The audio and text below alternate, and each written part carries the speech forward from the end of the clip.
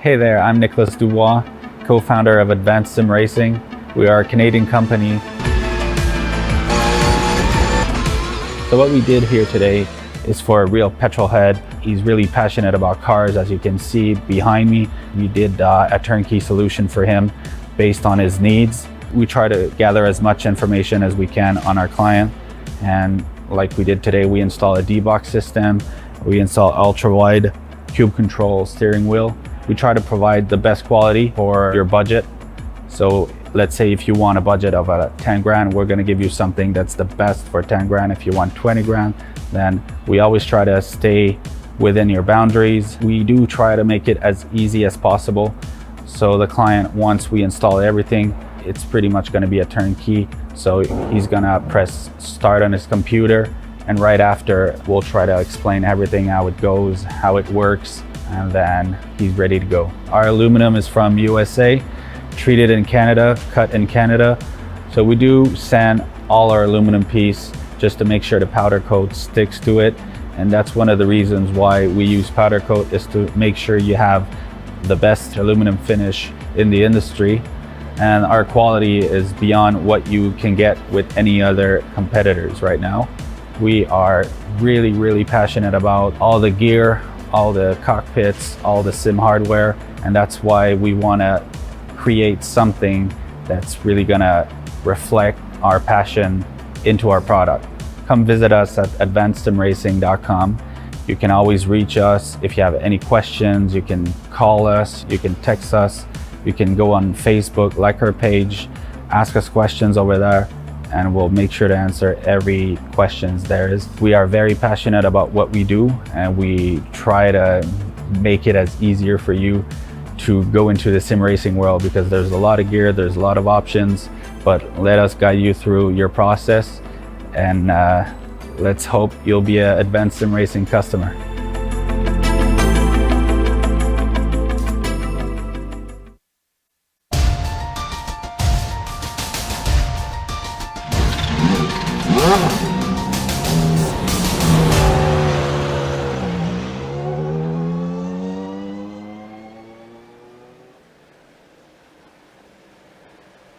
Live from the virtual Phoenix Raceway in Avondale, Arizona, we say good evening, sim racing fans, and welcome to GSRC's coverage of the PRL NASCAR Truck Series, Round 6 for tonight's Phoenix 100. So happy that you're spending your Wednesday evening with us, alongside myself, Evan Pasoko. Happy to be joined by Reese Gardner in the broadcast booth. Our producer, Joe Peak, is downstairs. And as always, cameras brought to you by Dougie Beard. Going to be a critical race tonight as we get set for the 6th round in this Season 3 leg of this 2021 championship, and we go racing at the site of NASCAR's championship weekend. It's a 1-mile oval in the Avondale Desert that races a lot like a short track. Let's take some laps around Phoenix Raceway with your GSRC lap guide.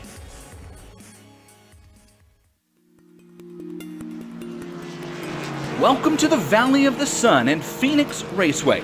Located about 15 minutes west of downtown Phoenix at the base of the Estrella Mountains, Phoenix Raceway opened in 1964. Phoenix is known for its unique tri-oval layout, and in 2011 underwent a facelift for the first time in its history, adding banking to both corners while opening up that dogleg into a high bank sweeping corner with lots of room down on the apron. This resulted in a drastic change in racing here in the desert. The original layout called for using the sweeping turns 3 and 4 to set up a pass in the out-braking zone entering turn 1. But the new layout, especially with the NASCAR-style cars and an open dogleg, encourages quite the opposite, as several different entry lines now exist for turns 3 and 4, often allowing for side-by-side racing and better passing opportunities on the back half of the track. Now, the renovated layout still possesses many risks to overeager drivers here at Phoenix. The apron in turns 3 and 4 can be especially slick on an open-wheel car, and don't forget the wall on corner exit. Turn 4 has claimed many aggressive drivers throughout the years. That wall just kind of feels like it pops out and grabs you at times. And while the changes here have helped make racing more competitive, the age-old rule, of course, still applies. Track position is king. Get out in front, you're sure to have an easier time navigating this tricky track. So what do you say? Why don't we hike up Rattlesnake Hill, grab your virtual chair, and settle in for what's sure to be a great show.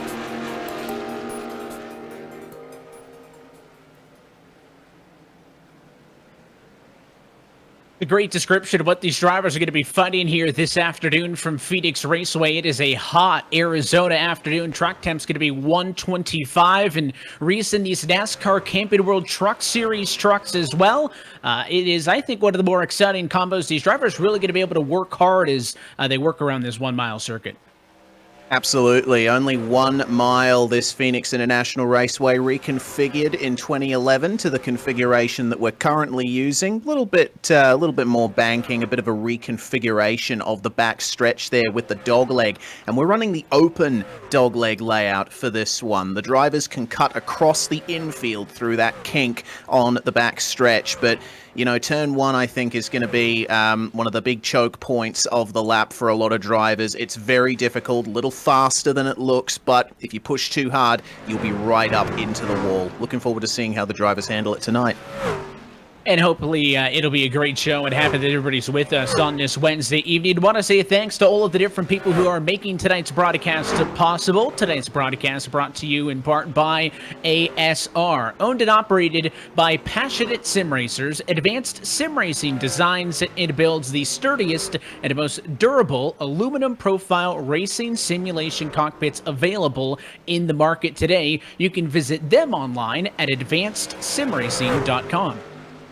It's also sponsored by RaceLab. RaceLab helps you to improve your driving skills. With modern overlays, race statistics, and native virtual reality integration, you can get the best out of iRacing. Start using it now for free at racelab.app. And a big thanks to our friends at ButtKicker. ButtKicker products added incredible immersion and realism to any game. Feel every nuance and truly put yourself in the driver's seat. You can check them out at thebutkicker.com. Today's event is also brought to you by SimMSA. Simulation Motorsports Affinity provides many consulting services, from completely customizing simulators to managing teams, individual drivers, and complete events. They're working hard to bring everyone together at one place to support and promote sim racing internationally. Find out how you can bridge the gap between virtual and real motorsports at simsa.net.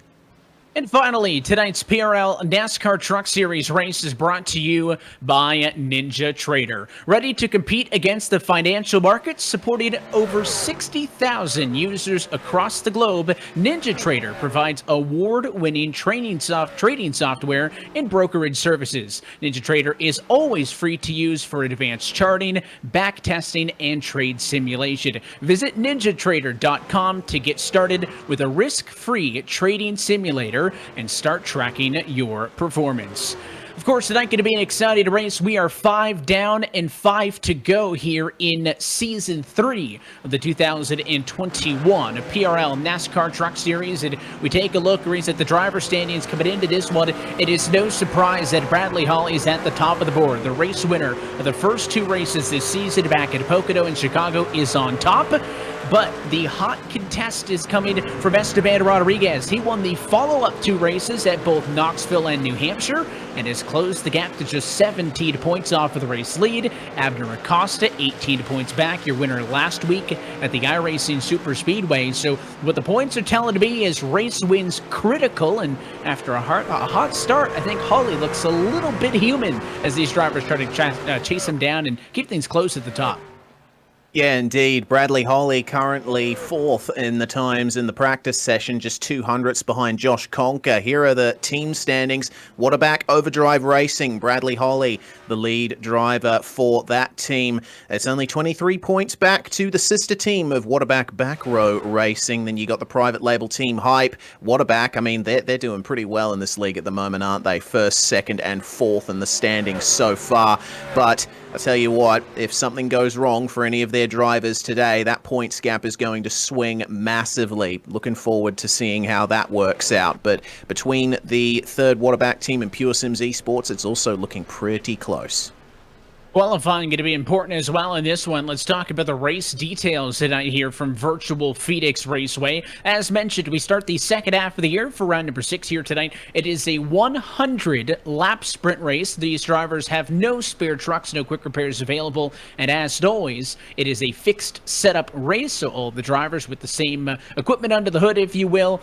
Drivers will be limited to a 24 incident limit over the course of this race. But one thing I think we need to keep an eye on is that this is a 100-lap race, but as all of these Precision Racing League races are, they are restricted to a 60-minute clock in the race. You can see a clock top left of your screen counting down practice as we get set to go qualifying in a minute. But by my rough calculations, and Reese, to be fair, it's not my strongest suit, but I think a green flag race here at Phoenix is going to clock in somewhere just under maybe 50 minutes or so on the stopwatch. So with a 60-minute cap, if we get, say, 4-5 caution flags, I think that time may be a factor later on this afternoon. Yeah, the drivers might not be able to complete the full 100-lap race distance, so it's one thing that we have to consider. We've also got to consider fuel, tyres, etc. If there's cautions, then you're going to see drivers jumping into the pits to get some fresh rubber on the cars, and fresh rubber especially important here at Phoenix. I mean, turn 1 is banked pretty high, but the dogleg and turns 3 and 4 at the end of the lap very flat, so you're going to scrub the tires a bit through there if you haven't got your entry phase correct. And well, I'm looking forward to how the drivers will tackle that particular section of the night. Tell you what though, qualifying is on now, and we got 5 minutes, each driver getting 2 laps to set their time on the grid. What can Josh Conker do, I wonder, to hold on to that first position that he got in practice? Abner Acosta, winner of the last round, also looking to get that time down. I guess based on the trends, of course, we had Hawley win the first 2, Rodriguez win the second 2, and Acosta, your winner last time out. The trends would suggest that Abner's got to get this one done. I'm a fan of trends. Yeah. We've seen back-to-back 2-time winners, we'll see, but Patrick Cowgill, one of the drivers on track, it is single truck run, so they're all on the racetrack on their own at the same time. Shorter race as well. I do think that qualifying is going to be relatively important. You talk about a tire set limit as well. Drivers are going to want to maintain track position. You're not going to be as willing to give that up. And I mentioned earlier, track temp was 125. It spiked to 129 as we started the Q session. So down to 127 now. So that's going to be a big factor as well when we talk about conserving tires. This is a racetrack that, yes, it's a mile in length, but it really does race like a short track, and a lot of the time you're working hard. You mentioned that dog leg wide open on the back straightaway. You just saw it there with a couple of drivers, even in turns 3 and 4. They'll go down below the yellow line. Here's the dog leg, and then sometimes they'll even duck it down at this end of the racetrack in 3 and 4. It's easy to eat away at those tires. Absolutely. And I mean, 10 laps, 20 laps into a run, you might start feeling the effects of that if you work the tires too hard too early on. Jim Westerfield not able to improve on his time on his second lap. Daniel Knight in his Ford F-150, a 28.044 for him. And that looks like it would put him round about, it's actually pole position, my goodness. Really good time there from Daniel Knight. Big improvement from practice. Let's see if he can improve. Obviously, the tyres don't matter much here in qualifying. The drivers can just go all out. Yeah, that's the key, right? And some drivers could have a decision, right? Do you want to just go for it on lap number 1? Or are you going to try to improve on your second time through? You do get enough of a warm-up here, unlike at iRacing Super Speedway, I think, where you would really be able to get the advantage of getting your hot lap on the second time through. Here at Phoenix, as long as you can set up 3 and 4 on your warm-up lap pretty good, you should have a pretty clean opportunity to try to use lap number 1 as your hot lap. As we take a look at Abner Acosta, we talked about the success that the number 5 truck has had as of recently, and that's a lot of counter steering off of turn 2. We haven't really talked a bunch about that, but with a hot racetrack and with these trucks, they can really slide them. And talking about eating away at the tires, well, doing that in the race will really hurt you. More counter steering off of turn 4. Indeed. I mean, I can understand why Abner's doing that as he sets P2 time there, 28.1. Let's see how he goes on lap 2. Here in turns 1 and 2, you need the car to rotate because it's very wide through turns 1 and 2. The track is banked enough that it feels like you're driving into a wall, but it's very tight. You need to have that rotation in the middle of the corner. Even here in turns 3 and 4, you need a car that's, you know, a little bit squirrely in the rear in order to get the best drive off. And into the 27s for Abner Acosta. That is pole and the fastest lap we've seen so far tonight. Bradley Holly doesn't look like he's been able to get a representative time in yet. That is not good. Holly was 4th best in the practice session, but did not get a time in. He's going to try to wind it back up and go again. So he burned his opening Q lap with that mistake. So he's going to come around. This is the end of lap 1, crossing to 2. So he only has one opportunity. And as the clock dips under 60 seconds to go, he'll have just enough time to get a qualifying lap in, assuming he gets this lap done clean. Indeed. Well, it's got a little bit oversteery in the middle of turns 1 and 2, and he's still fighting the rear on the exit down to the dog leg, try to cut out as much track distance as possible down there. There's no off-track 1X here at Phoenix, and maybe a little wide on the entry into 3 and 4, but he can use that to square off the exit of the corner. Let's see how he does then. Across the line, Bradley Holly comes, and it's going to be a 28.109 for him. That's only P8. He probably will be able to make that up in the race if he stays out of trouble, but it's not the qualifying performance that he would have expected, I guess. Yeah, certainly better than nothing. It as Rodriguez comes out onto the racetrack looking for a good time, but a lot of counter steering into the outside wall. That is going to disallow time. The clock strikes 0. And this race is going to have your previous winners from over the course of the first few weeks of this Season 3 spread all throughout the field. Rodriguez's time does not count. So as we get set to Gracie, let's take a look at your GSRC starting grid, and it is Abner Acosta, the only driver in the 27s with a 27.985 on pole position this afternoon, and joined on the front row by Elliott White. Daniel Knight and Doug Evans will double up at row number 2 ahead of Jake Blackhall and Thomas Sink inside of your top 6. Josh Conker and Bradley Holly there on row number 4 with Daniel Ferguson and Mark Allen rounded out your top 10. Row 6 is taken up by Adam Schoen and Patrick Cowgill, who we saw at the start of qualifying. Curtis Young and Charles Summer start out of 13th and 14th, with Adam Young rounding out the top 15 alongside Colton Lane. Then it's Austin Hunter and Josh Bittner 17th and 18th, with the top 20 rounded up by Jim Westerfield and the number 82 of Clayton Curry. About 3 seconds off of pole time, you'll find Baron Hilton and Adam Zemke through 22nd position. That's on row number 11, ahead of Danik Bami and Dalton Gayer in 24th position. Thomas Roberts and Ryan Traver on row number 13, ahead of the last trucks to take time to qualifying, Nicholas Hunter and Eric Hawk through 28th. So there is Esteban Rodriguez, no time in queue. He'll start from 29th, ahead of Danny Cervantes and more provisionals to Doyle Lawrence, John LaBeouf, you got Yao Guerrera and CM Pennington. At the back of the field, it's a look top to bottom at your starting grid here this afternoon from Phoenix. So we already talked about the time constraints and how if this thing doesn't go green, you may be racing against the clock. I think that track position is going to be fairly important, but Phoenix is one of those racier tracks where you could put moves on people, you can try to cut to the inside, you can get physical if you want. So certainly the door open for some of those big names we talked about, more so to the midfield and towards the back, to still make some noise in this race. Indeed, plenty of room to make those maneuvers, especially in turns 1 and 2 with how wide they are, but going to have to take some care through the dog leg. The transition down from the banking onto that flat apron can unsettle the truck if you hit it wrong, and if you're in the middle of a race situation, then it's going to be very difficult to keep that thing going straight. But looks like we might be going green very shortly. What can Abner Acosta do here from the pole position?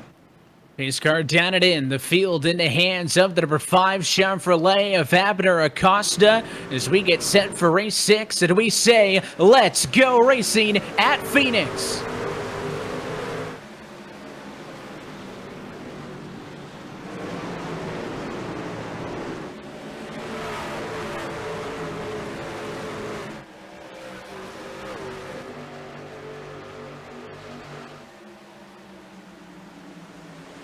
was a good jump for the pole sitter. A challenge, though, to the inside. Elliott White trying to make some noise off of 4. Not going to stick. And lap number 1 and the first bonus point of the afternoon goes to pole sitter Acosta, who leads the field into turn 1. Tell you what, Elliott White was really making some moves there on the first lap. Couldn't quite keep it up there versus Abner Acosta. White is one of those guys that hasn't quite converted qualifying performances into race results this season. His average finishing position far lower than his average qualifying position, so he'll be hoping to hold on here in second place. But it looks like the top two starting to break away from the rest of the field. I saw a bit of a technical issue for Daniel Knight, but we've already got a caution, it seems. There's been an incident further back in the field. It's an issue with Traver towards the rear. The number 28 truck is slow down the front straightaway at the end of lap number 2. Let's take a second look, see what happens. We talked about those loose conditions. We saw it with the onboards, and you'll see on the inside, maybe a little bit of that apron contributed to it, but that truck just got a little bit loose off the turn. He locked it up, but before he could know it, he was into the inside wall, and then look out, back up the hill. Fortunately, nobody else involved, and Ryan Traver a single truck yellow at the start of this race. And thank goodness Traver was able to hold the brakes there and keep himself off the racing line. It was a fairly heavy hit to the wall, but he should be able to continue from that. Just managed to pull it up in time to allow everyone else through, so thank goodness we don't have any more trucks involved in that, but Traver's going to take his position here further towards the back of the field. Adam Young there right at the back as well. Pit road currently closed, and I would doubt that drivers would be coming in this early for a caution pit stop, but we'll have to wait and see if the drivers decide to sort of reverse engineer the race a little bit, try and go a bit longer in the middle phase of the race, just topping up their tanks. For the time being, it does seem like we have one car on the lane, actually 3 coming down now. There's Danny Cervantes along with Traver and Young at the back. No surprise, the drivers coming down to the pit lane all started towards the rear. It looks like a little bit of right front damage on that number 25 of Cervantes. So there had to be some sort of contact, and you can see it's all the way down the right-hand side of that USPS Chevy Silverado. So clearly additional contact on the opening 2 laps of this race outside of the contact that slowed us down. Thought that maybe he was going to try to sit in the box and get some of it fixed. As we mentioned off at the top, there are no quick repairs available for these drivers, so they have to sit down in the box, and if they want damage fixed, you got to do it the old-fashioned way. But he'll drive on through. We'll see if Cervantes wants to come back down at any point. But up towards the foot of the field, no changes on that opening sprint. 1, 2, 3, 4, 5, all sitting in the exact order in which they qualified. Acosta ahead of White, Knight, Evans, and Blackhall. And a 5 truck with the lights out on top of the pace car once again going to be on the inside. And this is where that restart procedure gets a little bit different. That 5 car going to have a lot more control this time off of 4. We saw how good the challenge from Elliott White was on the opening lap of the race. We'll see if the 27 can try to replicate that. Indeed.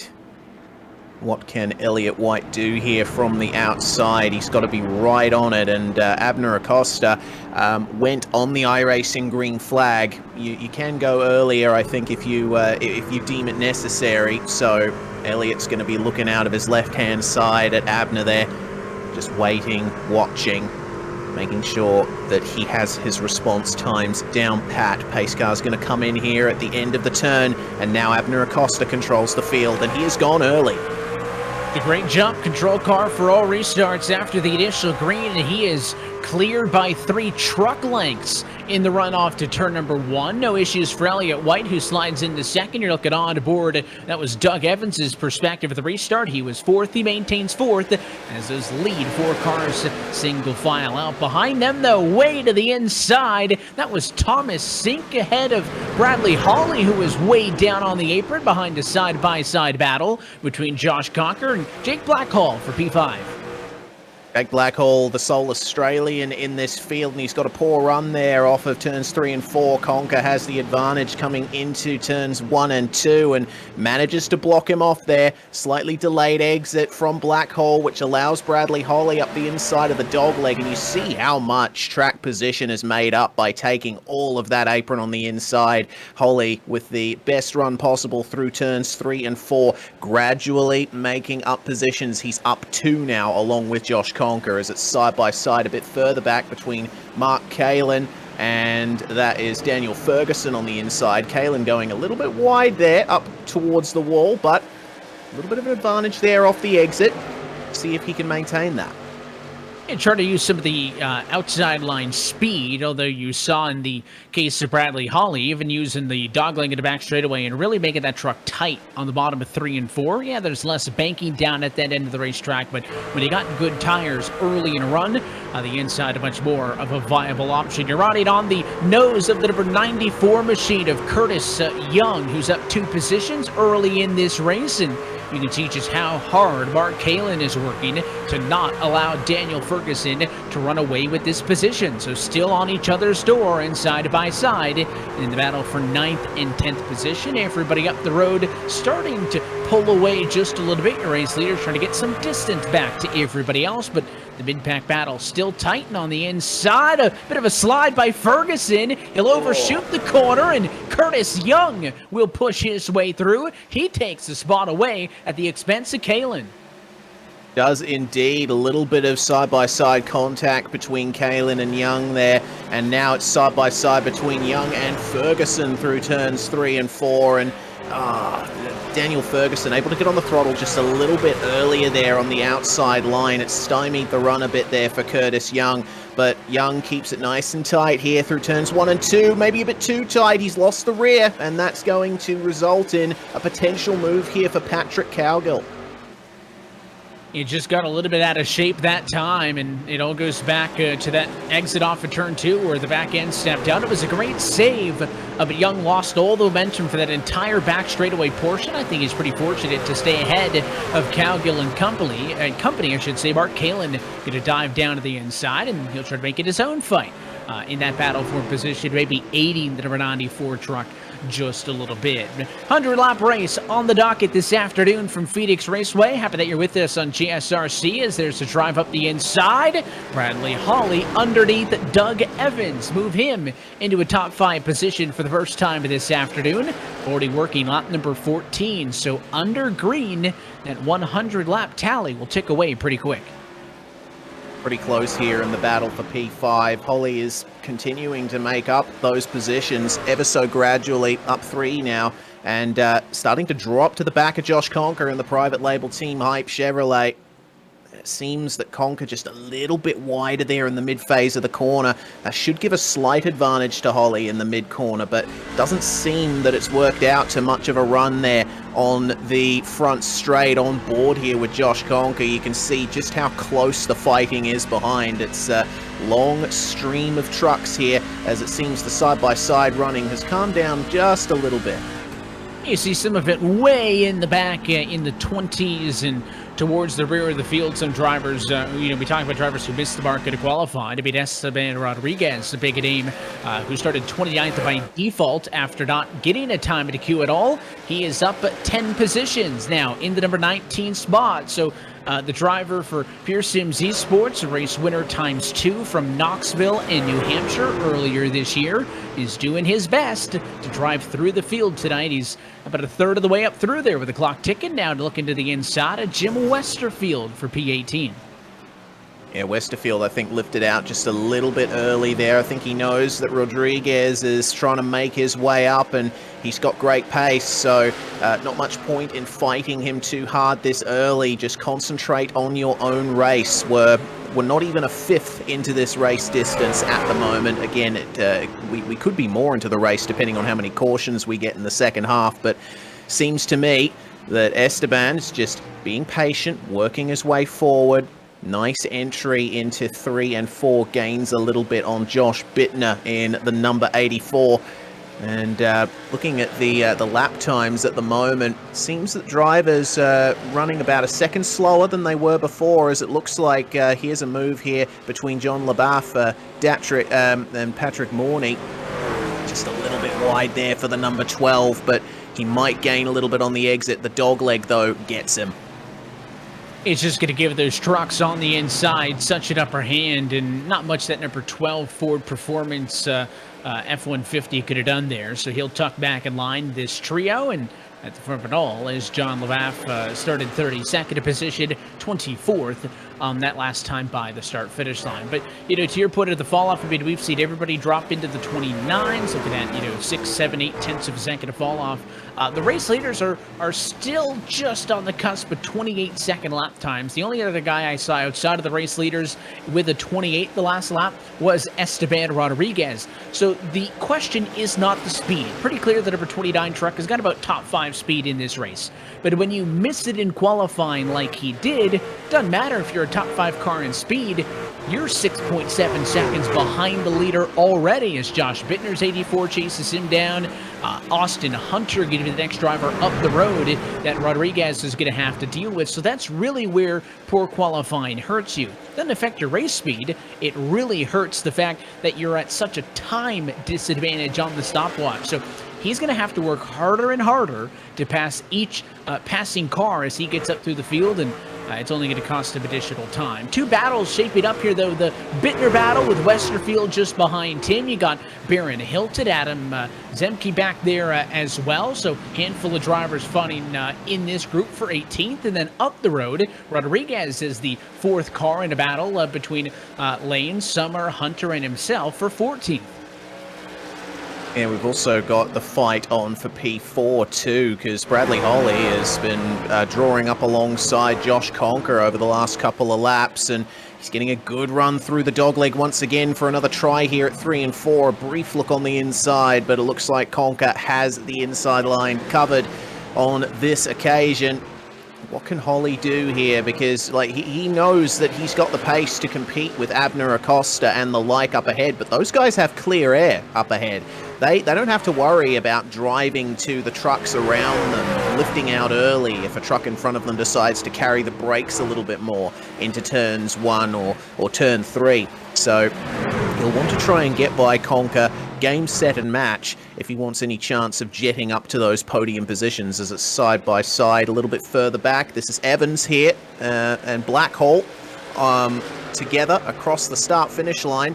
What can Evans do? Round the outside of 1 and 2. It doesn't look like he'll be able to slot into position. He's got a couple of trucks down there. It might be the meat in the middle of the sandwich here. Finds a bit of an opening. He'll tuck in line behind Jake Blackhall ahead of Thomas Sink as we pick up Bradley Holly, who is finally able to get around Josh Conker. The 54, though, not going to give this one up. He'll drive it right to the bumper off at turn number 4 and keep Bradley Holly honest, but the 184 is through. Those drivers had been working together. They started this race 7th and 8th respectively. They were running 4-5, so they kind of followed each other through the field, but right here, using the dog leg on the back straightaway, Holly gets a nose to the inside, clears in the center, but watch this move by the 54. He'll drive right back up and he'll put a bumper to him off of turn 4. Maybe a message for later on in this race as Holly's up to a race high P4.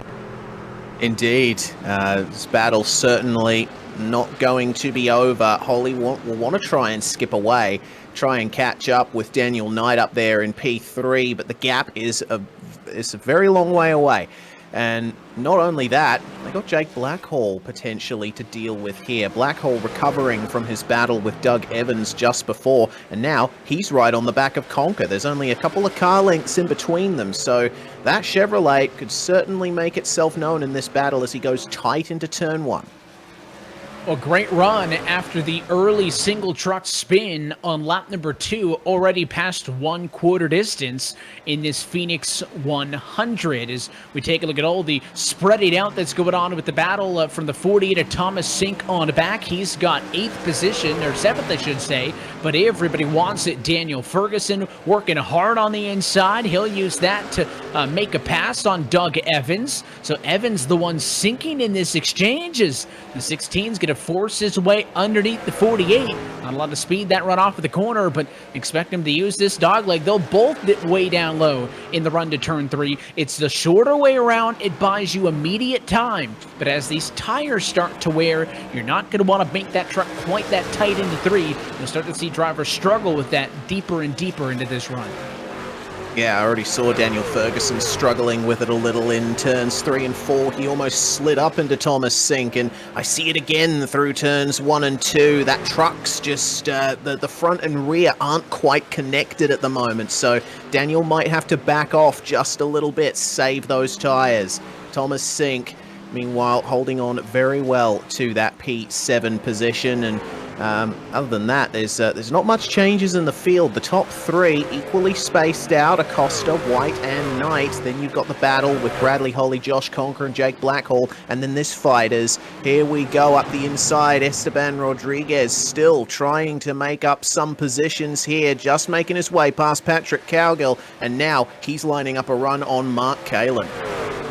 You know, all of this towards the tail end of your top 10. Your race leaders have spread out quite a bit. Acosta, you can see the intervals left-hand side of your screen, about 1 second and change ahead of Elliott White P2. But this is the battle, where it's at. It all stems from 5th position on back, really, as there's a peak to the inside as Esteban Rodriguez wants another one. We talk about this charge. With that move, he's on the doorstep of a top 10 spot. A little bit of a look at a crossover as Mark Kalin wants to go underneath.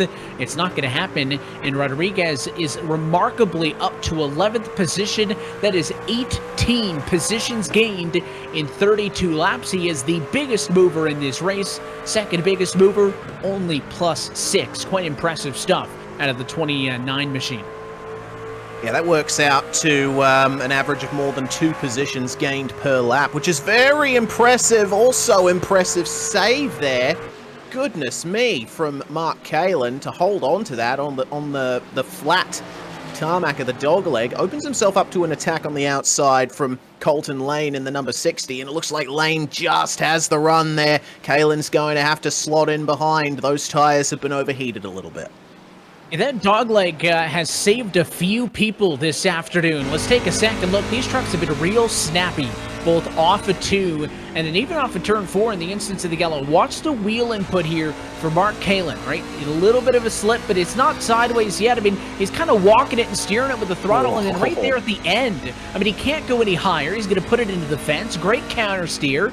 But if there's a fence there that traces the yellow line on the backstretch, forget about it. That car's wrecking up, or it's locking it down and spin it into the inside wall. But he has the commitment to stay in that thing and use that apron to his advantage. Yeah, it's a position lost in the end with Colton Lane getting around it, but certainly could have been a lot worse. Good piece of driving for Kalin. That's at least, what, the second or third real good save we've seen in the opening 30-some-odd laps of this race. Indeed, and that's why I like Phoenix so much when it comes to ovals. You know, I'm not a huge oval guy, as we see Esteban Rodriguez making up another position there on the number 94 of Curtis Young. I do love how much space there is down here on the apron. Not only do you get this this really cool cutting the dogleg driving style that drivers tend to have, but it also allows drivers to continue if they make a mistake. You know, I think there's a good argument to be made for ovals that are a bit less forgiving on the inside, but I like it here at Phoenix. It does allow drivers to stay in the fight. Abner Acosta, meanwhile, 1.3 second lead over Elliott White. It's been an impressive drive from Abner so far, and on his way to try and repeat his iRacing Super Speedway success. But touch wood, I don't want a commentator's curse anyone. Well, I'll take care of it. I'll knock on the wood as well. And I just said, listen, up a fit of trends, right? Holly 1-2, Rodriguez 1-2. It would suggest that Acosta's got a real good look to win 2 as well. And we talked about how close that championship was coming into this one, of course, with Holly leading the championship 17 points ahead of Rodriguez, 18 points ahead of Acosta. Of course, Acosta with the most to make up in that trio, but is outrunning his competitors, not by a mile, right? Holly leading the points is 4th at the moment. Rodriguez is now in the top 10 for the first time tonight, back there in P10. So they are closing, but it is a good night in the work works right now. If you are Abner Acosta, he has been so smooth. Back in 11th position, these are the drivers that Rodriguez has just left behind. Colton Lane trying to get down on the inside of Curtis Young. He'll use the dog leg to slice on through, and you can give it to the number 60. Lane now plus 5 positions as he's working hard to get himself to top 10 position maybe for the first time tonight. Yeah, it's been a good drive from Colton Lane in this middle phase. He seems to be pretty comfortable when the truck gets a little loose side by side just behind. That's Curtis Young trying to defend here from Mark Kalin. And Kalin just lighting up the rears a little bit off the exit of turn 2. Cannot quite get the momentum down the first part of the backstretch, but once they cleared the dog leg, wow, really driving hard into turns 3 and 4, and he might just secure the position here over Curtis Young, especially with that slide there for the 94. He holds on to it. Fantastic driving. That's the exact same spot where we nearly saw the opening incident with Ryan Traver earlier, with that truck getting that sideways off the corner. But not only did he not wreck it, he didn't take out the truck above him as well. So that's very impressive stuff. And you can see this mid-pack. I mean, there's not much more than in this group of 6-7 trucks, maybe 3 truck lengths between the top 2 trucks there. But look at this group. That's at least 4 or 5 trucks there within 1 second of each other. They are all on top of one another in the battle for 13th position on back. These are all drivers, interestingly enough, Reese, that have dropped backwards. All 4 of these drivers at the front of this group here in the negative. So they're all trying to not slide further back and hoping that they get a bit of long-run speed to help them out here. As that is Calgo down to the inside, trying to follow the 65 of Adam Shane through on that 94 car. Curtis Young, the one on the defense. Yeah, Curtis would have really burned up his tires with that slide on the previous lap, so he's just trying to recover it, get the temperatures back down. But these drivers all there to take advantage. It seems that for the time being, Calvin, we're hearing, got a little bit loose too. Cowgill, my apologies. And he's gone a bit wide in turns 3 and 4.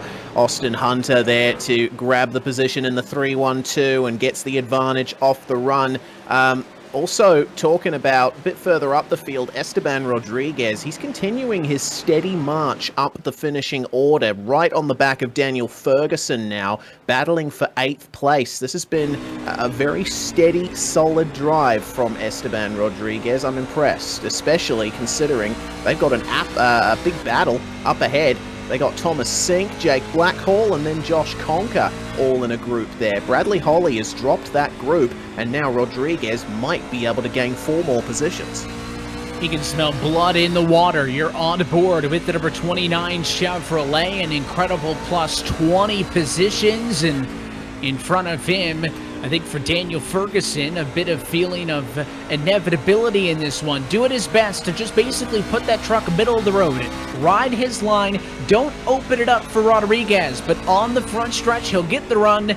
And right there, I thought he was going to let him go, but credit to Ferguson. He's going to drive it hard to turn 1, overshooting it a little bit. But for all the drivers in the teens who kind of let Rodriguez go, Reese, we've seen a lot of drivers give him tons of space. It's a different animal when you're trying to make passes inside of the top 10, and Ferguson setting an example that it is not going to be easy for Rodriguez at this point. You also have to wonder, with all the passes that Rodriguez has made in comparison to Daniel Ferguson, who started 9th, it is up to P8, so only a 1 position difference. He's been on his own for the most part. You have to wonder if Rodriguez had to work harder on the tires. We have a caution flag just shy of halfway, and it's a spinner at the front straightaway. It's Patrick Cowgill.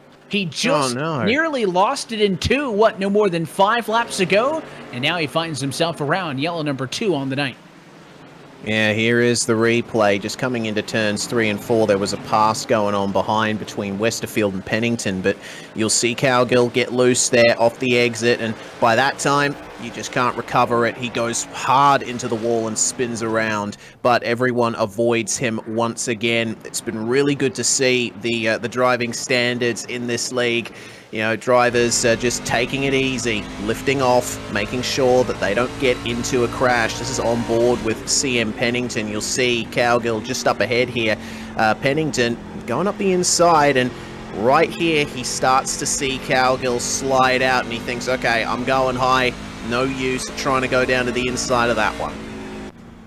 Yeah, just a tough breakdown for Cowgill. I mean, same thing we saw opening incident there with Traver. You get loose off of turn 4, there's nowhere to go. That inside wall is so close. But we talked about tire set limits in effect this afternoon, while your race leaders are down pit road for the first time. This yellow will bridge us past halfway.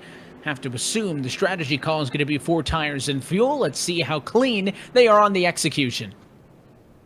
Everyone pulling into their boxes there. I'm not seeing anyone overshooting. Looks like Abner Acosta, as well as the majority of drivers in there, taking at least left side tires, and up on the jacks for the left side tires as well. They're taking all 4 there, and that's a pretty quick pit stop for a lot of drivers. It looks like Bradley Holly, he just about beat Daniel Knight out of the pit lane. And this has been good for Holly. He's been able to get himself a bit closer up to that top 3 battle. And once we go green again, he'll be right on the attack to try and take the win there from Acosta, as Guerra there with a little bit of damage. He didn't pit, and he's made up quite a few positions as a result of that. And I think an interesting development here, there is an issue with Esteban Rodriguez. He is giving away substantial positions. So I wonder if he had some sort of penalty, if it was speeding, if it was passing under the yellow flag. But Esteban Rodriguez, when he came down pit road, he was scored in 9th position. He is dropping out of the top 20.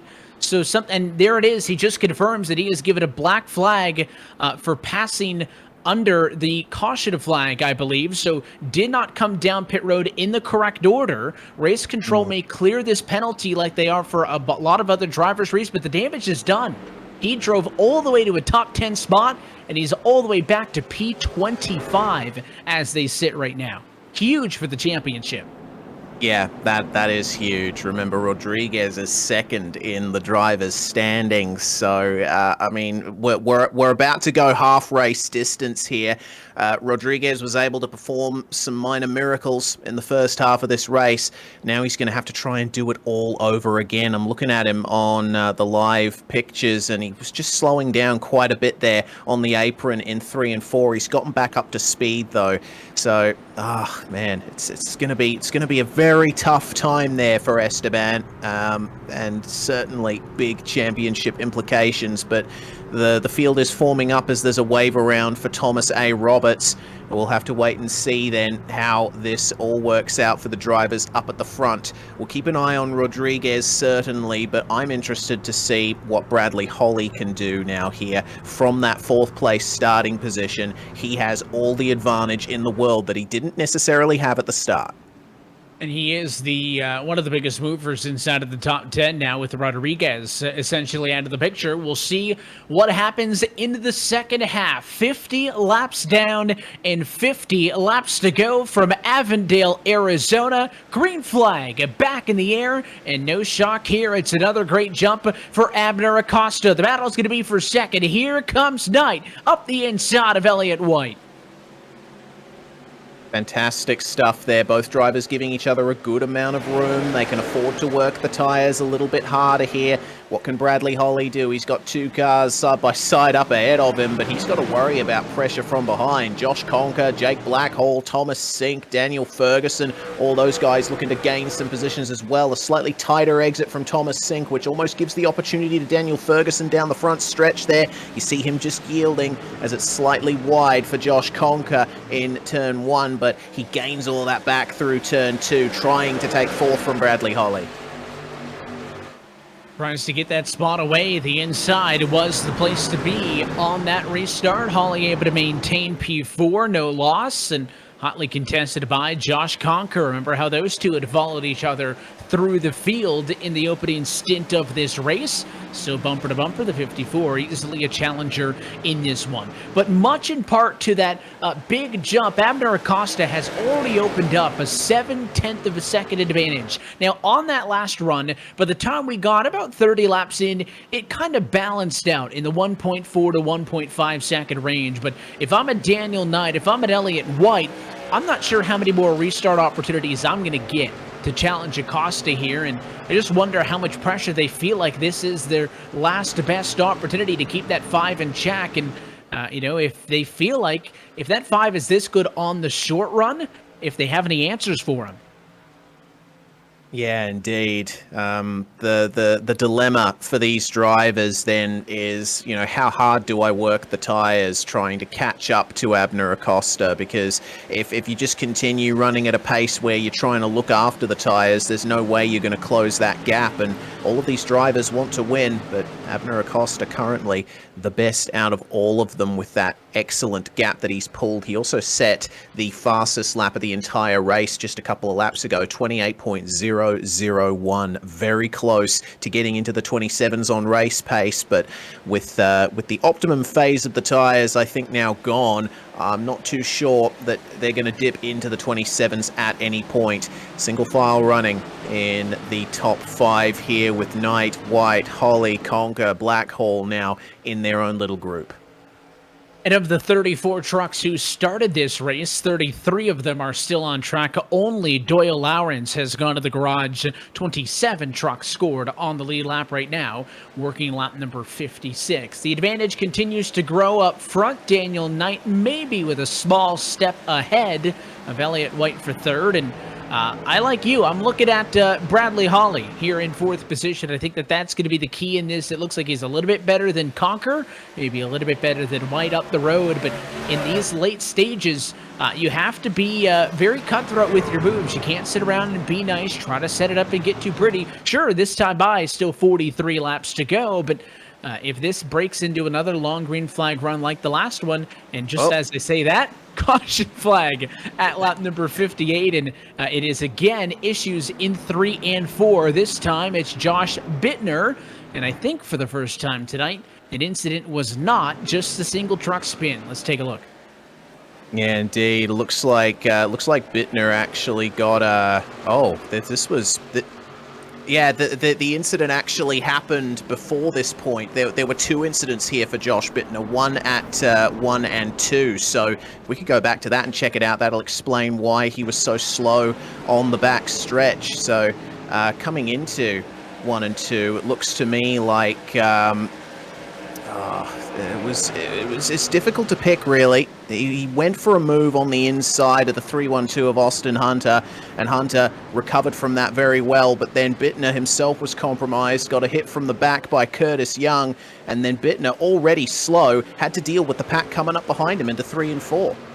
Yeah, he got away with the one incident, right? Checked up, gave plenty of space to Austin Hunter to save it, then got hit by Curtis Young and thought that was going to be the end of it. But you're right, slow off of the pace that everybody else saw the blood in the water, felt that was an opportunity to get some spots, and then he just got moved out of the way by that 21 of Adam Young, who basically just hip-checked him up into the outside wall. Innocent victim in all of that is Danik Mommy, who gets into the fence as well, and a couple of cars headed down pit road. Elliott White from the top 6 positions is headed down to the pit lane.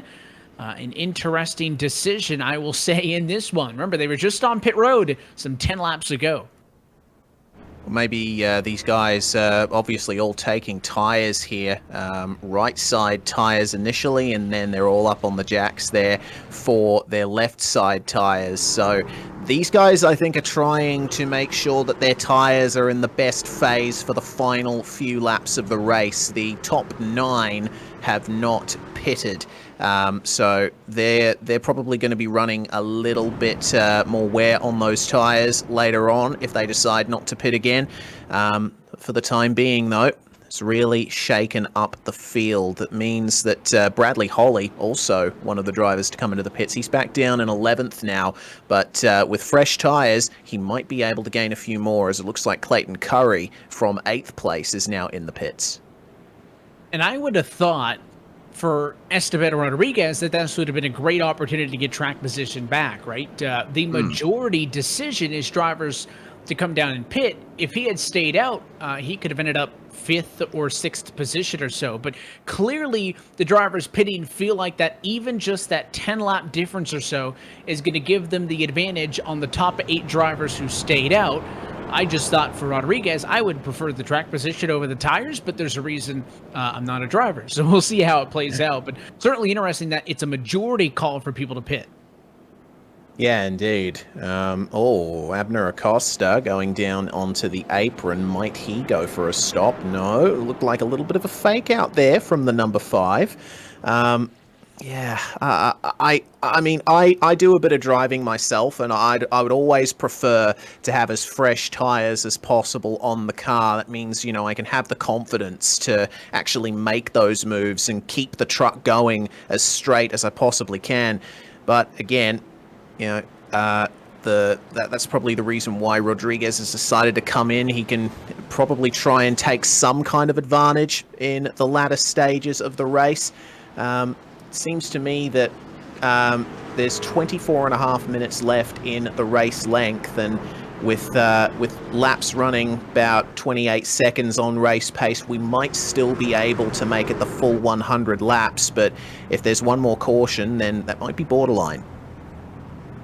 Yeah, we'll continue to watch that clock tick away as we will take a restart this time with 38 laps to go. We will get the perspective here on board for the restart. You can see the look from the inside of row number 5, I believe, with the Bradley Hollies. They're ahead of Bradley Holly, I guess I should say, of the number 27 of Elliott White. It is an early jump for Acosta. No surprise there. Green flag flies, and we're back underway. White is the one of the lead drivers, the lead driver in through turns 1 and 2 on the fresh tires. Let's see what advantage it gives to 27 as he'll go to the outside. Well, he should have some advantage with the fresh tires on the outside. We got a truck down on the apron. That looks like that's CM Pennington, who's been in the pits a couple of times, but it was a good attack from Josh Conker to try and get past Abner Acosta as White now goes to the inside through turns 1 and 2. And that is almost going to be move made there on Eric Hauk, who's one of the drivers there not to take tyres in the previous caution. Let's see how far up White gets, because it's looking to me like the top group a little bit slower than they were before. Yeah, maybe a little bit more doable, and there's an issue behind the race leader's big spin off a turn 4 and a caution flag. Zemke involved a lot of damage on Curtis Young's number 94, and that is a big wad up off of the corner. Look at this, 4 and 5 wide through the dog leg, and it's all going to choke up here in 3 and 4. 2 trucks into the outside wall. That's the 98 and the 312. And then right here behind the 4 wide, there's 2 incidents. Curtis Young and Zemke get together. They spin, but I wonder if it was the contact between Shane and Guerrera up the road that spooked them. Yeah, perhaps. We got the onboard here from the UPS car of Adam Zemke.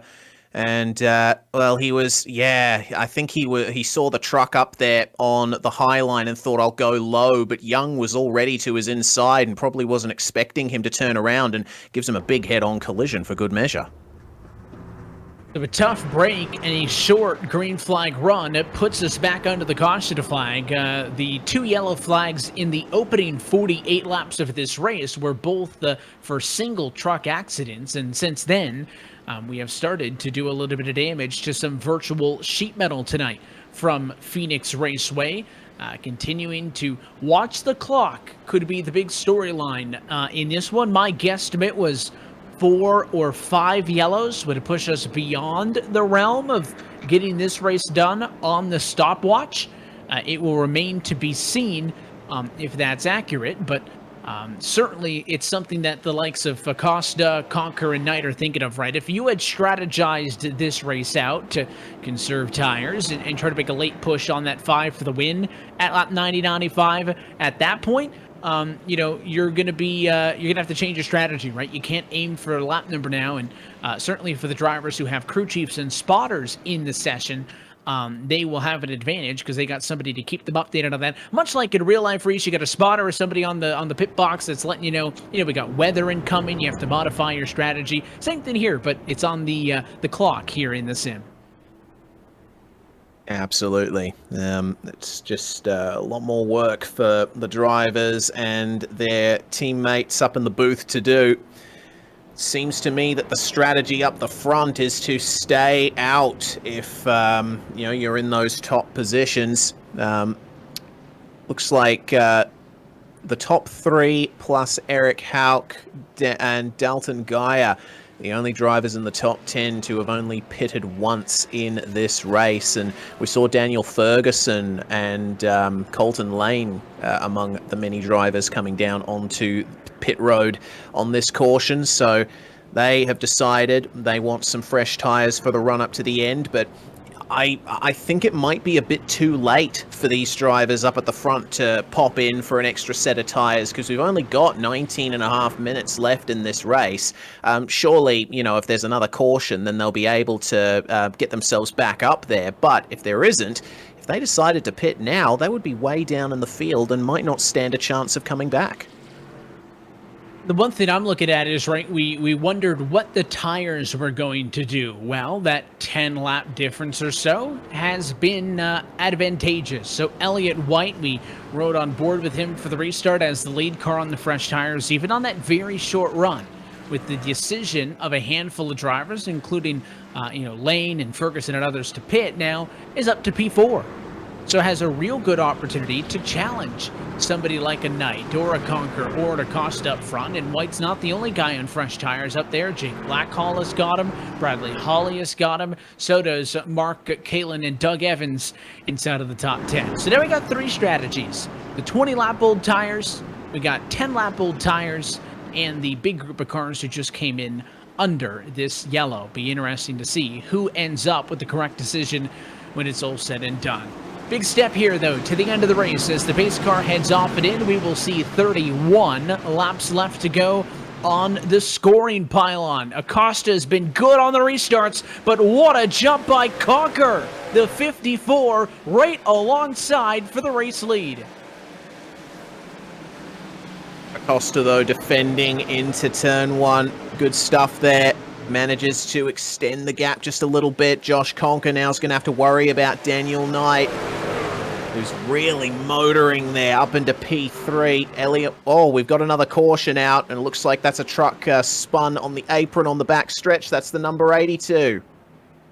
So issues with Clayton Curry, and he had some assistance in this one. Talking about the drivers with fresh tires, trying to make some moves, and watch this. As they go through the quarter, Daniel Ferguson, fresh tires, is going to get a great run here. He'll go down to the apron here through the dog leg. We've seen this a lot, but right there, just goes through the 82 machine, and the inside's going to be open, absolutely. It almost looked like to me that Curry got a little bit loose because he kept turning left. This onboard perspective will give you the best look. Watch the cars ahead of Curry, and then watch Curry. They're going to go down to the dog leg, and right when you expect them to go back up, it's almost like he keeps turning in.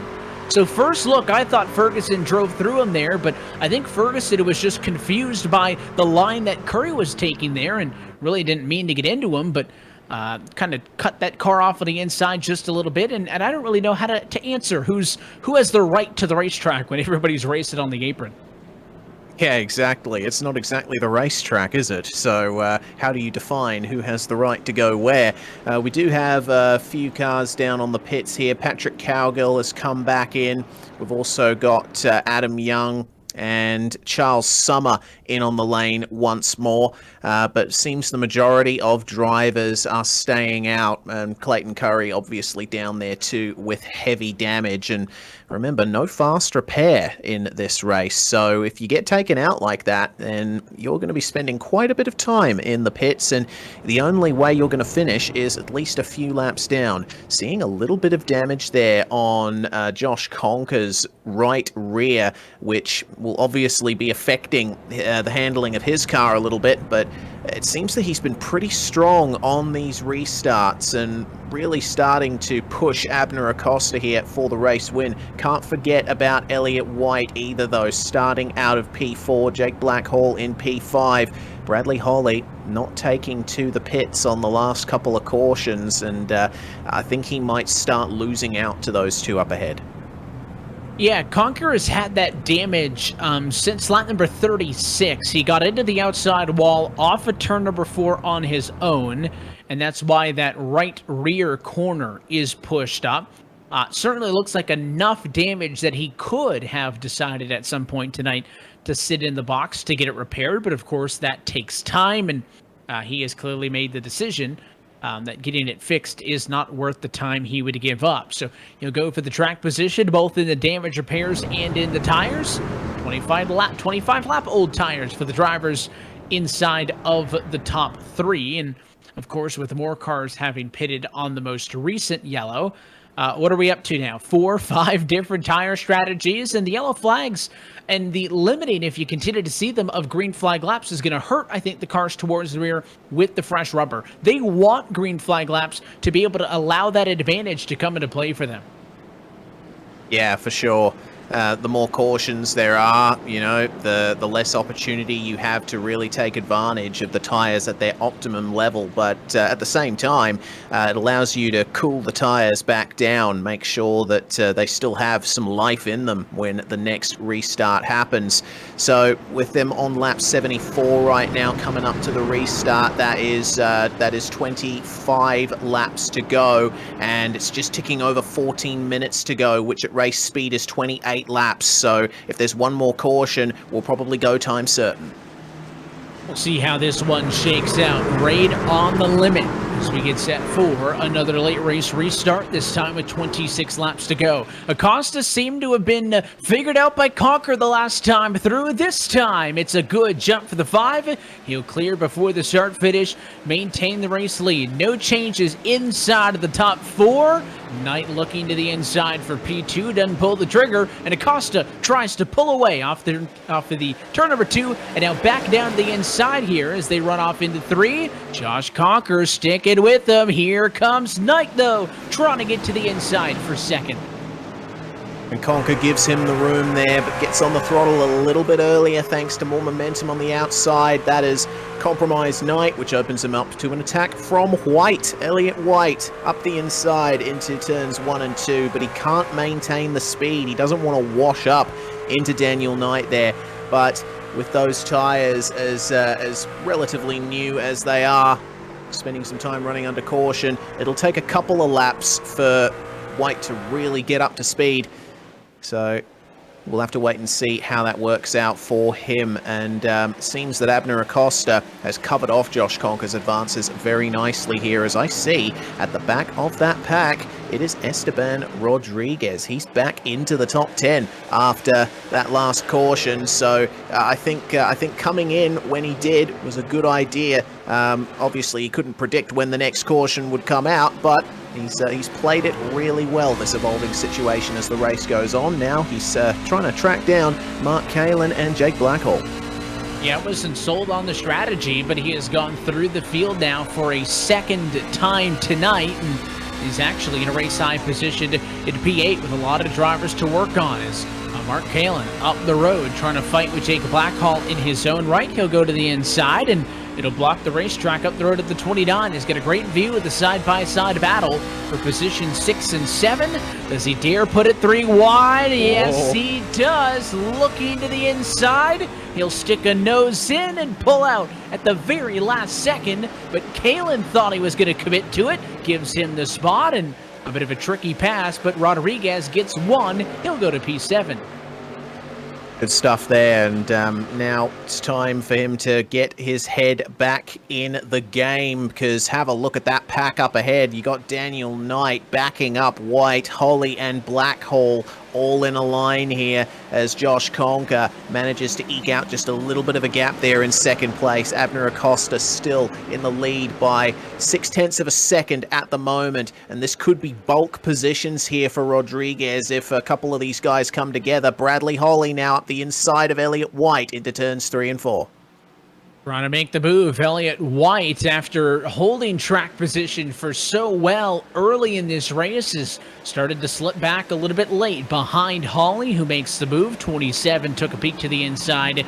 He doesn't want to commit to that quite yet, as Rodriguez lurks from behind. You're looking at a battle of cars from basically the front of the field on back, but more realistically, Daniel Knight in third, all the way through Rodriguez in seventh. They're separated by just 3/4 of a second, and Rodriguez is underneath and clear of Jake Blackhall. Now a race high P6 on the charge after so much adversity. And there's a look to the inside. Harley puts it into the door of Daniel Knight, who slides up and out of the way. Yeah, he's going to fall in behind Rodriguez and now be level with Blackhall coming into turns 3 and 4. I don't think he'll be too happy with Bradley Holly for that one. Blackhall trying to take the position there, seeing the opportunity, almost slid up into Daniel Knight again. So, oh man, Knight must be pretty rattled by that one. Rodriguez, meanwhile, up the inside of White into turns 1 and 2, and he gets the position pretty cleanly, pretty simply there. Little bit of rear end dancing on the exit, but the charge is continuing for Esteban, our winner of rounds 3 and 4. And will this race go green to the end? Can somebody like a Rodriguez make up the difference? He is 9/10 of a second off of the race lead. But both he and Holly on the 24-lap-old tires compared to the 36-lap-old tires of Abner and Josh Conker running in first and second position. So will that advantage maintain? Acosta himself about a half a second ahead of Josh Conker in the number 2 spot. You're looking off of the back end of the number 2 truck in the field right now. That white hooded Chevrolet is Bradley Holly trying to work his way through, followed by Rodriguez, followed by White inside of the top 5. These guys all locked together at the moment, but Rodriguez is continuing his march here, setting up a move on the inside of Holly into 3 and 4. Holly sees him coming and gives him a car's width down low, but Rodriguez does not take it. He probably would have slid up into Holly if that was the case.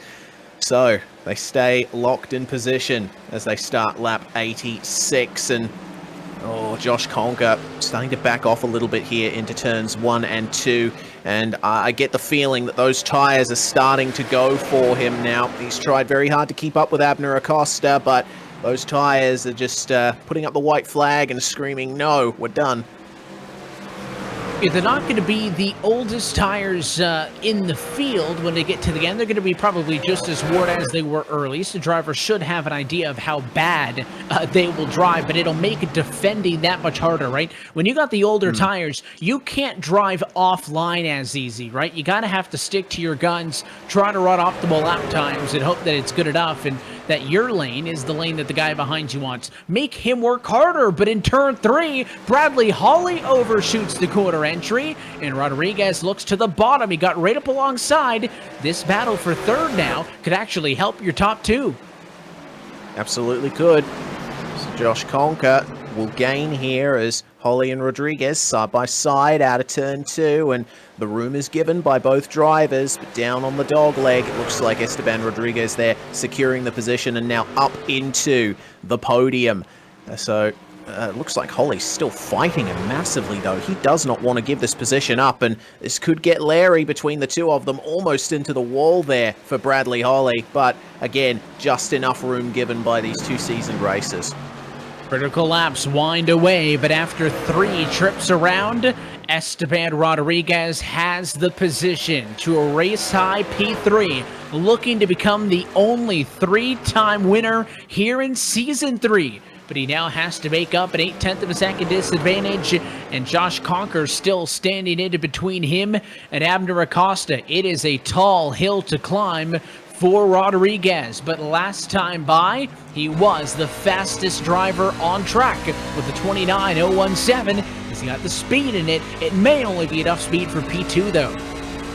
Yeah, because Abner Acosta's last lap was a 29.036, so only 200ths faster there was Esteban Rodriguez. It seems that Abner, especially on these slightly more worn tires, is really comfortable in that number 5 truck, but you can't say the same for Josh Conker as the caution is out, and it looks like we might go time certain as a result of this. It's an incident on the front straightaway. I believe Thomas Sink is the driver who was involved, and you can see the aftermath of the incident, heavy black smoke, as he lost the engine in that exchange. So it's Sink on the inside in the 60 of Colton Lane up top off of turn number 4. And it's the 60 right there smacking the outside wall, and there was nothing that Sink could have done on the bottom of the battle for P12. Yeah, innocent victim in that one. Lane was trying to maintain the outside line versus Daniel Ferguson, but just got on the throttle a little bit too hard. You see here on board with Ferguson. Ferguson just up ahead, and bam, in they go. So Thomas Sink, he won't be too happy with that one. That's very heavy repairs that need to be done, and it looks like with no fast repair, he might be out of this one. He's trying to make it back to the pits at a good rate of knots, though. And be careful on pit lane entry. Saw a couple of drivers give it a penalties last time through. With the limited time, do you come down pit road? Thinking about it, but they don't. Rodriguez was the first of your leaders to look to the inside. Conker almost came down. In the end, they both fake, but Elliott White, Daniel Knight, and a lot of drivers towards the rear, including LaBaff, Sink, Bittner, Lane, Hunter, all diving down to pit road. I just think with the time limit up against the clock that it's going to be awfully hard-pressed for some of these drivers to make moves. Now, if you're at the back of the field, go for it, right? I mean, what do you got to lose, right? You're in a 20th spot position. But I do think it is a bit of a gamble for White and Knight, who were top 10 trucks when they came in. Yeah, it's a big gamble indeed, and I think they might have lost the opportunity to maintain that top 10 position. Maybe it does something for their confidence out on track, but as they exit the pit lane, they are a long way away from this top battle, and Abner Acosta and Josh Conker, it turns out, have played this strategy perfectly. Got to say, Esteban Rodriguez as well, taking that fresh set of tires. We should look out for him in the last few laps. Now that he's up there into P3, he's got a straight line ahead to the leader. When Abner Acosta tries to get his jump, then Rodriguez is going to be right there with him. Could he go for that third win this season? Critically, the lights stay on top of the pace truck that time through. Abner Acosta, I have a feeling, is really hoping that this one is going to go up against the clock late from Phoenix. It may be a difference even of just 1 to 3 laps. We'll see how it shakes out. Of course, on paper, we do have 1 overtime restart attempt necessary, but I don't think there's any realistic situation in where the clock allows for us to go racing into overtime. Might have happened if the race itself only had maybe 1-2 yellows and we had some time to spare, but we'll see if they get to that point. Of course, Acosta looking to get his second consecutive win on the year, something that Bradley Holly in 4th has already done, something that Esteban Rodriguez in 3rd has already done this year. So you got one guy looking to tie him up at 2. You got 2 other drivers looking to be the first to 3 wins. And at the critical halfway point, how about this championship fight, Reese? 3 of our top 4 drivers in the running order are your top 3 drivers in the championship. Yeah, fantastic stuff, and the way these guys finish could certainly jig up the order. If these guys end up, if the powder keg blows, so to speak, in these last few laps and they all come together, then that's going to have massive championship implications. But for now at least, they'll be thinking about the race result. With lights off on the pace truck, we're going to be going green very shortly here through the dogleg one final time under this caution. Hopefully the caution doesn't come back out, because I want to see a photo finish to this race. It's been fantastic so far.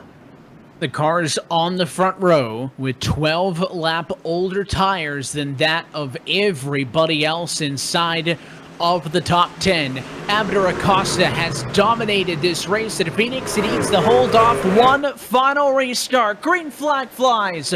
4 laps to go, and Conker right alongside for the race lead. But behind them, it's Rodriguez to the inside on Holly. Yeah, Rodriguez got a poor restart there. He lost a bit of momentum, didn't quite react in time to Abner Acosta's jump, so he's lost some time there to the top 2. But have a look at Josh Conker, right on the bumper of the number 5, coming into 3 and 4. He's got to keep an eye out over his shoulder there for Esteban Rodriguez, who, remember, as you said, Evan, 12 laps younger, fresher tyres on that car of Esteban Rodriguez, as there's some big defending just behind them. Danny Cervantes trying to keep Doug Evans, Barron Hilton and Daniel Ferguson behind, and it looks like they're about to go 3 wide in the midfield. But have a look at Esteban Rodriguez up the inside of Josh Conker for P2. Conker wanted to go for the race lead. He's playing defense, and he throws it away in 3 and 4. He gives it too much, and Esteban Rodriguez race high P2, but the clock may strike here, and this race likely not to get all the way. The white flag is in the air at the 3 lap to go marker. He's nearly in the fence out of turn number 2. The fight's gonna be for second. Conker looking to the inside. He's gonna get into the 29. Rodriguez gets moved, but up the road, Abner Acosta dominating performance, his 2nd straight win tonight at Phoenix. Oh, we'll go to a replay because there was a wreck in the back down through the dog leg as we were on that final lap. It looked like Daniel Ferguson and Barron Hilton were the cars involved in that. And oh my goodness, there was actually a back on the front straight. I was talking about a different incident. Had no idea this happened. There's several incidents. There was contact at the stripe, and right there is in the dog leg, where Hilton's 47 gets turned around. Of course, all of this was after the white flag was displayed at the 3 to go, because the time limit did come into effect, and I have to wonder if he had those extra 2 laps, if Rodriguez was going to be able to do it. He ended up getting moved for second by Conker. And how about this man? Abner Acosta started on pole position, absolutely dominant in the private label Chevy Silverado. He is now the 3rd different 2-time winner in Season 3. And how about some dueling burnouts as they celebrate on the front straightaway? Love it. Fantastic stuff with the 54 of Josh Conker there. And we'll go on a quick break here on Global Sim Racing Channel, but stay with us. We'll go through the race results when we come back and interview the top 3.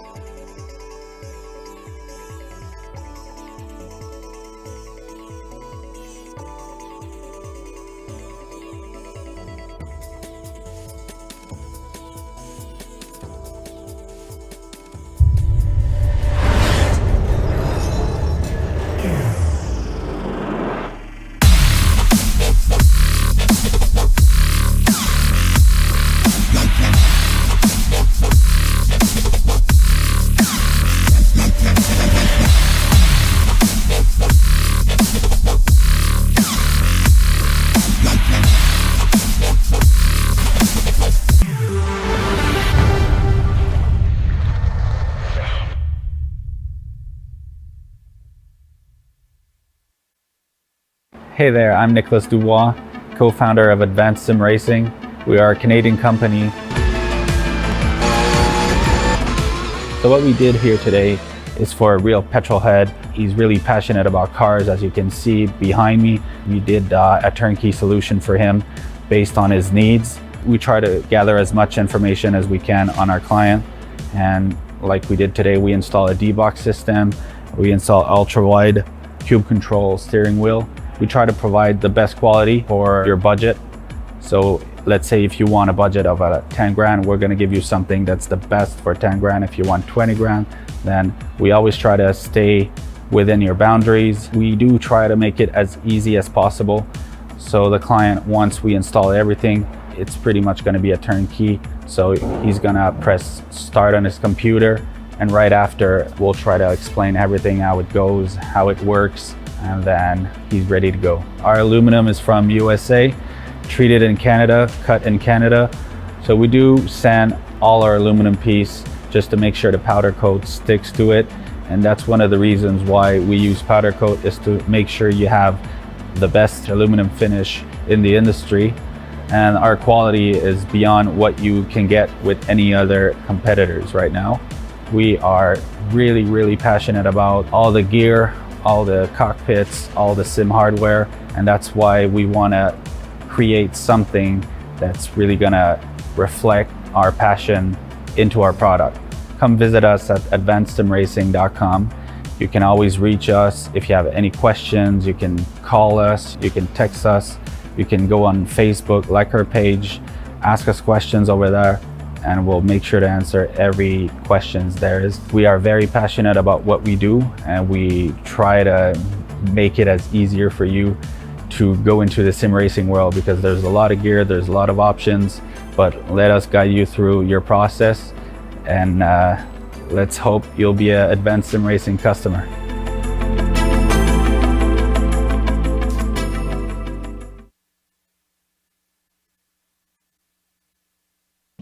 And back live from the virtual Phoenix Raceway, where GSRC's coverage of the PRL NASCAR Truck Series continued with tonight's Phoenix 100. And we see our third different multi-race winner this year with Abner Acosta. We'll go down trackside, talk with the top finishers in just a moment. First, let's look top to bottom at tonight's race results. The final margin of victory, just under 10th of a second atop of Elliott White P2, Daniel Knight. They are in the number 3 position as well. Important to keep in mind that this race ended short based on time. So Acosta the winner, Cocker comes home in second, Rodriguez comes home in third. We will do our very best to talk to those drivers in just a minute. Hawley and Blackhall round through the top 5 with Mark Kaland, Danny Cervantes, Doug Evans, Adam Young, and Eric Hawk, your top 10. And finishing out of 11th, we have John LaBaff. Patrick Cowgill coming home where he started in 12th position after a couple of dramas out there. Josh Bittner we also saw down on the apron a couple of times, but he makes up 5 positions to finish in 13th. Austin Hunter up 3 to 14th, with Colton Lane making up 1 position to round out the top 15. Nicholas Hunter, one of the big movers in the field there, making up 11 positions, with Charles Sumner in 17th. Ryan Traver, who brought out the first caution spinning on his own, ends up coming home 18th, with Dalton Gaia and Huella Guerra rounding out the top 20.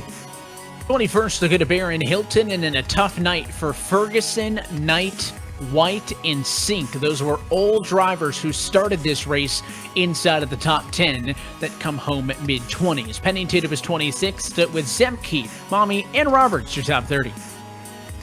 And rounding out the field, we go into proper retirement territory here. Jim Westerfield and Curtis Young, 33 laps down. Adam Schoen, 34 laps down, with Doyle Lawrence, the first driver out of this race, classified 34th, 87 laps down from the leader. But looks like we're going into driver interviews now, Evan. You stood by with our race winner.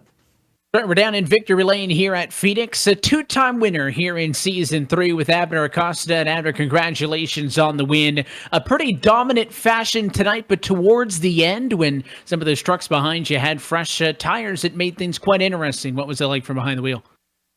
Good evening, guys. Yeah, overall, very good day for us. But midway when we decided to pit, decided not to pit and everybody pitted, things got really scary there because people started. I think the first guy that pitted was 9th. So we were just hanging on, got a couple of yellows, which helped us. And at the end, I saw Esteban really pushing for it. I think if it would have been like 3 more laps or so, we would have been like fender banging or something. But overall, yeah, good finish for us. Of course, we saw a lot of drivers with the hot conditions here this afternoon really struggling with handling. A lot of the incidents were single truck spins. Even some of the other guys inside of the top 5 were hanging the back end out. We didn't really see a ton of that from you. What was the key to balancing the speed and also keeping that thing under control? It was definitely really slippery the whole race. I know I was driving my first part of the stints like in 4th gear. I know a lot of people were going into 3rd. I was just using 3rd gear to kind of like if I saw somebody catching me, so I was saving up my tires more. I would hope I was. So I'm thinking that was a big key for it, just using that 3rd gear only when you needed it. Yeah, I think I just saved my tires, and just 4th gear was more stable. If you wanted to get risky, you could use that 3rd, but yeah. Making up some critical points in the championship. A winner at iRacing Super Speedway, now a winner here at Phoenix. I know that Esteban and Bradley were not that far behind you, but as you continue to try to close that gap in, how are you feeling with 4 weeks left to go here in Season 3? Feeling really good. The first half of the season was not good for me. Now with 2 wins in a row, and I think I got all the points here with leading most laps and all that. So I know this is a really good points race for me. So I know we have a road race coming up, which I feel confident about as well. So yeah, the end of the season is looking really good right now. Hopefully I can catch to the leader. As many as up to 5 bonus points available if it was a clean sweep for you this evening. Should keep the championship interested as you continue to apply the heat here through the midseason end. We'll let you get out of here and do some celebrating. I know it was a long, hard-fought night at Phoenix. But we got you, the sponsors and shout-outs, all those good folks. Who makes it happen for you? I want to thank everybody that was on the comms, calling out strategy and everything, like James, Ty, and Josh, which was helping me. Holding those guys back too while they were in fresh tires, and our sponsors, Private Label, Neonism, Tomahawk, and Ethica, and you guys for broadcasting, and PRL for hosting the league. Thank you. I appreciate you sticking around and chatting tonight, Admiral. Congratulations on the win. Thank you. It's your race winner tonight from Phoenix in the Phoenix 100. His teammate Reese came home in second position. You're stood by with Josh Conker. I am indeed. Welcome to the broadcast booth, Josh. Congratulations on second, but it seems that after that 7th place start, the key to your race was staying out in that caution in the middle of the race with your teammate Abner. Yeah, it was a strategy call that we weren't sure if it was going to work or not. After seeing how many people pitted versus how many people stayed out, we were very we weren't very sure if the strategy call was going to work, but in the end there, we had enough caution laps where the new tires didn't really matter as much to our older tires, and we were able to pull it out and bring home a good 1-2 for the team. It seems that especially on those slightly more worn tires, running offline, not the best. And we noticed that a lot of the trucks were very squirrely in the rear during this race. Obviously, it's fixed setup, so there's not much you can do to fix that. But just take us through what it's like around Phoenix in one of these things with a rear end as loose as that. So with the setup that we were given this week, the gear ratio was actually low enough where we could downshift. So we were going from 4th to 3rd. On a longer run, we'd stay in 4th for a good majority of the laps, and then we'd downshift a little later on in the run, just to kind of preserve the tire. And with the downshift coming off the corner, it made the truck handle very, very well. It rotated very nicely, but with the older tire and the amount of power that you have in 3rd gear, it was very difficult to keep it under. You had to have a very, very smooth and soft foot. And you saw tonight my teammate Abner was very, very good with his right foot, and he was able to preserve his tires the best of anyone. Well, making your way up to second there and really pressuring Abner for the win, you came up upon Esteban Rodriguez, who was absolutely charging through the field on that alternate strategy. You came together in the final corner. Just give us your perspective of that contact with Rodriguez. Yeah, Esteban, he's a rookie this year in the league. Very, very fast. He's a really, really good driver. And honestly, it was just two drivers battling really hard for the second step on the podium. And I felt from my perspective, I held my line. But if I watch the replay, it might show something different. But yeah, just two hard driver, like two really good drivers racing very hard for the second step on the podium today. Yeah, which is what we like to see. Well, it was a great result for the team, making that 1-2 finish happen, but also a good result for you in terms of the championship. You were P5 in the Season 3 standings going in, and with Thomas Sink, the driver ahead of you, having his crash, it's likely that you'll be elevated up to at least P4 after this. So, good middle point of the season for you. Yeah, it's been a very difficult championship defense season. We've had some really bad races, some really unfortunate luck come our way, especially last week with my internet has not been the best. So we've been working on that here, trying to get that prepared and fixed for every week. And we've had luck that way. We've had some poor luck on track. So really good to get a good result here. It's a really good confidence booster me taking into next week. Indeed, certainly hope that that momentum can continue for you, Josh. Well, before we let you go, is there anyone you'd like to thank? Any shout-outs, any sponsors? Who gets it done for you? Yeah, I'd like to start off by thanking everyone at Private Label Team Height, Ty Stover, Tommy Milner, all their teammates, James O'Brien, Abner Acosta, Richard Regan Jr., Brandon Walter, Sheldon Adkins. I'd like to thank, the team sponsors, Private Label, Ethica, Neonism, my personal one, Lone Palm Design. And I'd like to thank you guys for putting the broadcast on every week. Well, that's Josh Conker there, P2 here at Phoenix in the Phoenix 100. What a fantastic race, Evan. And, for my first time broadcasting NASCAR trucks in quite some time, I had a lot of fun. It was a good show. I think we talked about how the loose and hot conditions here at Phoenix could certainly make things interesting, and I think we saw an exciting show. Your championship trucks, no shock, up towards the front of the field, and one thing's for sure is I think this championship battle is going to be exciting all the way through. Yeah, absolutely. I can't wait to see how the series goes next week when they end up going to Watkins Glen for a road course round. That's going to be something different for the drivers to deal with. Yeah, they've had some super speedways. They've had some dirt racing. We'll add a road course in. Make sure these drivers are well tested. That will be round number 7 of 10 on Season 3 next week. Of course, wanted to say another big thanks to all the people who made tonight's broadcast coverage possible, beginning with ASR. They design and build the sturdiest and most durable aluminum profile racing simulation cockpits available in the market today. You can visit them online at advancedsimracing.com for RaceLab. It helps you improve your driving skills. Start using it now for free at RaceLab.app. For ButtKicker, feel what you've been missing at thebuttkicker.com. For our friends over at SimMSA, find out how you can bridge the gap between virtual and real motorsports at SimMSA.net. And for NinjaTrader, visit NinjaTrader.com to get started with a free, risk-free trading simulator to start tracking your performance.